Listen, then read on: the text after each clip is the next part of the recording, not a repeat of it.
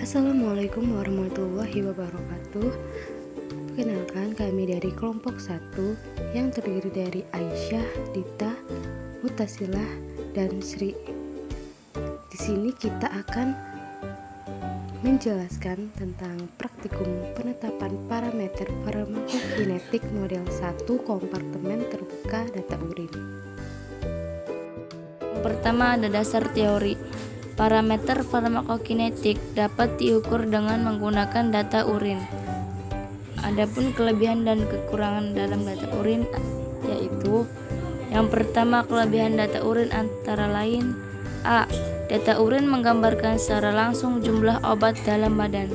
B. Kadar obat dalam urin lebih banyak daripada dalam darah. C. Volume yang tersedia lebih besar. Kekurangan data urin yaitu: A.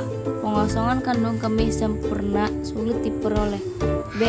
Dapat terjadi dekomposisi obat selama penyimpanan. C. Kemungkinan terjadi hidrolisis konjugat metabolit yang tidak stabil dalam urin. Cuplikan urin dapat digunakan dengan baik jika obat atau metabolit diekskresikan cukup banyak dalam urin dan ditampung dalam waktu tidak terhingga. Data laju ekskresi obat dalam urin analog dengan data kadar obat dalam plasma, sehingga farmakokinetik obat dapat ditentukan dengan data urin. Reabsorpsi obat asam atau basa lemah dipengaruhi oleh pH cairan dalam ginjal atau pH urin dan pKa obat yang akan mempengaruhi presentasi obat terion dan tidak terion. Obat tidak terion mudah direabsorpsi dalam tubulus ginjal dan akan mempengaruhi jumlah obat yang terekskresi. pH urin dapat berubah disebabkan karena pemberian cairan intravena seperti larutan bikarbonat atau amonium klorida. Ekskresi larutan ini dapat mengubah pH dan mengubah resorpsi obat dan ekskresi obat lewat ginjal.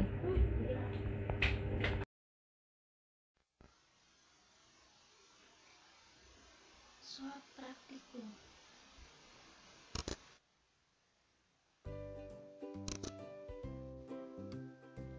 Yang pertama, tas dan benda-benda lain yang tidak diperlukan diletakkan pada tempat yang disediakan. Jangan sekali-kali meletakkannya di atas meja laboratorium. Yang kedua, skalah baik-baik meja laboratorium dengan desinfektan sebelum dan sesudah kegiatan laboratorium. Ketiga, cucilah tangan Anda baik-baik dengan air dan sabun sebelum dan sesudah kegiatan laboratorium. Lakukan hal yang sama bila Anda meninggalkan laboratorium untuk ke toilet atau bila Anda keluar dari ruangan laboratorium. Yang keempat, jangan merokok, makan atau minum di ruang laboratorium, atau melakukan tindakan asusila. Yang kelima, jauhkan tangan Anda dari mulut, hidung, mata, dan telinga selama Anda bekerja di laboratorium. Yang keenam, bila Anda berkontaminasi atau terluka, hubungi asisten atau dosen jaga. Yang ketujuh, buanglah sampah-sampah yang tidak terkontaminasi di tempat yang disediakan. Yang kedelapan, biarkan yang tidak diperlukan lagi serta bahan-bahan bekas pakai yang mempunyai. Yang kesembilan, setiap pengerjaan praktikum dan pengamatan harus dicatat dengan cermat. 10. Setiap praktikan diwajibkan membersihkan dan mengembalikan alat ke tempat semula setelah digunakan. Selain itu, praktikan diharuskan untuk membersihkan meja kerja. Yang terakhir, cucilah jas laboratorium Anda sehingga selalu bersih pada waktu Anda datang kembali ke laboratorium pada waktu berikutnya. Gunakanlah sarung tangan dan masker yang selalu baru. Selanjutnya ada tujuan praktikum.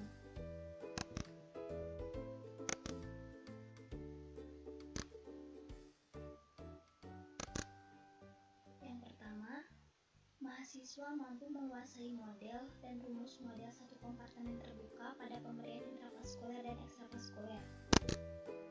Yang kedua, mahasiswa mampu menggunakan rumus model satu kompartemen terbuka pada data urin. Selanjutnya ada alat-alat. Yang pertama ada spuit, kapas, spektrofotometri, alat pemusing, vortex mixture, labu ukur, pipet volume, gelas ukur, vial, beker gelas. Selanjutnya ada bahan-bahan. Yang pertama ada aspirin, kelinci, dan proyeksi trinder. Setelah alat dan bahan telah disiapkan, langkah selanjutnya yaitu dengan menimbang hewan uji. Pada praktikum kali ini, kita menggunakan hewan uji kelinci. Setelah sebelumnya hewan uji telah dipuasakan, yaitu dengan hanya diberikan air minum saja selama 12 jam. Fungsinya untuk mengosongkan lambung agar hasil yang didapat sesuai. Lalu setelah itu kita menentukan daerah penyuntikannya. Pada praktikum kali ini kita akan memberikan di daerah intraperitoneal, yaitu penyuntikan pada perut sebelah kanan garis tengah, jangan terlalu tinggi agar tidak mengenai hati dan kandung kemih. Setelah menentukan daerah yang akan disuntikan, selanjutnya kita memberikan aspirin dengan cara menyuntikkannya pada daerah yang telah ditentukan.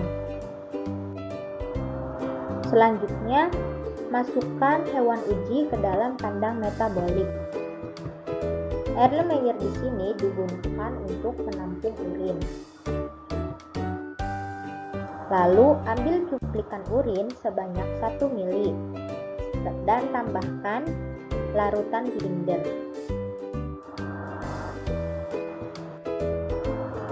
Setelah itu,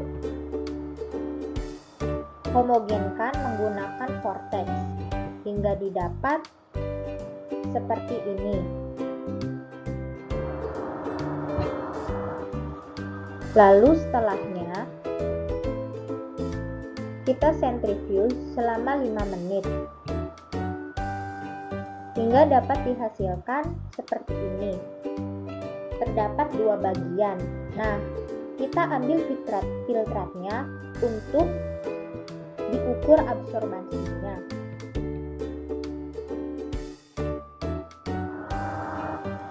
Terima kasih. Mohon maaf apabila banyak kekurangan. Demikian video dari kami. Semoga bisa bermanfaat. Wassalamualaikum warahmatullahi wabarakatuh.